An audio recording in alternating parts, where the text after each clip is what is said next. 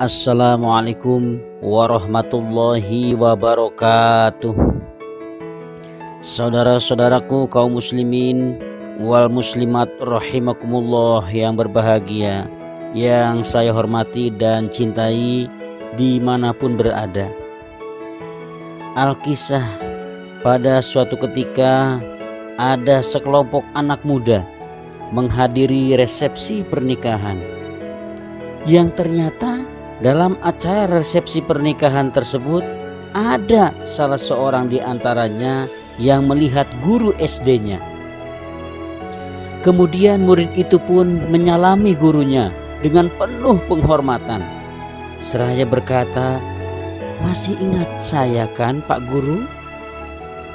Gurunya pun lantas menjawab, "Wah, mohon maaf, tidak itu." Murid itu pun bertanya keheranan, "Masa sih Pak Guru tidak ingat saya? Saya kan murid yang dulu mencuri jam tangan punya salah seorang teman di kelas itu." Ketika anak yang kehilangan jam itu menangis, Pak Guru kan menyuruh kepada kami semua untuk berdiri, karena akan dilakukan penggeledahan saku murid semuanya waktu itu. Saat itulah saya berpikir, Pak Guru, bahwa saya akan dipermalukan di hadapan para murid dan para guru, dan akan menjadi tumpahan ejekan dan hinaan. Mereka akan memberikan gelar kepada saya, yaitu pencuri, dan harga diri saya pasti akan hancur selama hidup saya. Bapak menyuruh kami berdiri menghadap tembok dan menutup mata kami semua. Bapak kemudian menggeledah kantong kami, dan ketika tiba giliran pada saya, Bapak ambil jam tangan itu dari kantong saya dan Bapak lanjutkan penggeledahan sampai murid terakhir. Setelah selesai, Pak Guru menyuruh kami semua membuka penutup mata dan kembali ke tempat duduk masing-masing. Sejujurnya Pak Guru, saya takut Bapak akan mempermalukan saya di depan murid-murid lain yang semuanya teman-teman saya.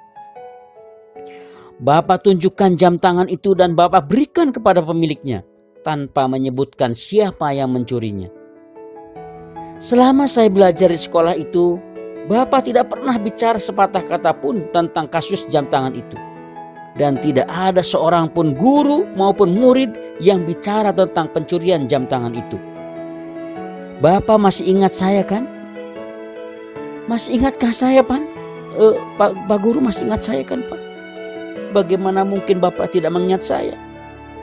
Saya adalah murid Bapak, dan cerita itu adalah cerita pedih yang tak akan terlupakan selama hidup saya. Saya sangat mengagumi Bapak. Sejak peristiwa itu saya berubah menjadi orang yang baik dan benar, sehingga sekarang saya alhamdulillah atas izin dan pertolongan Allah Subhanahu wa Ta'ala menjadi orang yang berhasil dan sukses. Saya mencontoh semua akhlak dan sikap juga perilaku Bapak. Sang guru itu pun menjawab, "Sungguh aku tidak mengingatmu, karena pada saat menggeledah itu aku sengaja menutup mataku agar aku tidak mengenalmu. Karena aku tidak mau merasa kecewa atas perbuatan salah satu murid saya. Saya sangat mencintai semua murid-murid saya." Saudara-saudaraku kaum muslimin wal muslimat rahimakumullah yang berbahagia, yang solih dan solihat, yang selalu merindukan surganya Allah yang pol. Dari kisah yang saya sampaikan ini, saudara-saudaraku, ini tentunya bisa kita ambil hikmah bahwa pendidikan memerlukan akhlak yang mengajari bagaimana menutup segala keburukan orang lain. Bagaimana akhlak guru terhadap muridnya dan juga murid terhadap gurunya. Karena pada hakikatnya setiap kita adalah guru dan setiap kita adalah murid. Tutuplah aib saudaramu, tahanlah lisanmu, dan jangan menyebarkannya. Aib yang nyata saja diperintahkan oleh Allah Subhanahu wa Ta'ala untuk ditutup, apalagi aib yang belum tentu benar atau salahnya, atau masih simpang siur kabarnya, atau zaman sekarang istilahnya hoax. Supaya diingat saudara-saudaraku, Rasulullah SAW telah bersabda dalam hadis Sahih Muslim, "La yasturu abdun abdan fid dunya illa satarahullahu yaumil qiyamah. Tidaklah seseorang menutupi aib orang lain di dunia, melainkan Allah akan menutup aibnya di hari kiamat kelak. Sifat memaafkan, memaklumi, dan berempati adalah sikap orang yang berjiwa besar. Tetap semangat di dalam menjalani kehidupan, sabar, husnudzon billah. Apapun yang kita jumpai dalam hidup ini, jadikan sebagai pendekat diri kita kepada Allah Subhanahu wa Ta'ala dengan banyak berdoa. Tetap tenang, semangat, jangan panik, jaga kebersihan, rajin cuci tangan, memakai masker jika keluar rumah, dan jaga jarak atau physical distancing. Dan mohon perlindungan dari penyakit-penyakit yang berbahaya.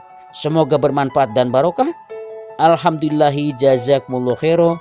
Wassalamualaikum warahmatullahi wabarakatuh.